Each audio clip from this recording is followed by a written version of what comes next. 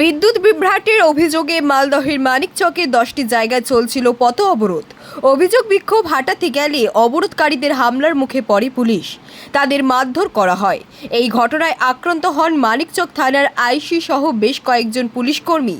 অভিযোগ এর পরেই অবরোধকারীদের ছত্রভঙ্গ করতে গুলি চালায় পুলিশ, তাতে আহত হয়েছেন দুজন। ওই দুজনকে মালদহের মেডিকেল কলেজে ভর্তি করানো হয়। বর্তমানে সেখানেই তারা চিকিৎসাধীন। ঘটনাকে কেন্দ্র করে উত্তপ্ত এলাকা। এই ঘটনায় আটক করা হয়েছে 15 জনকে। বিবৃতি দিয়ে পুলিশ জানিয়েছে পরিস্থিতি এখন নিয়ন্ত্রণে, রাস্তা অবরোধ মুক্ত করা হয়েছে।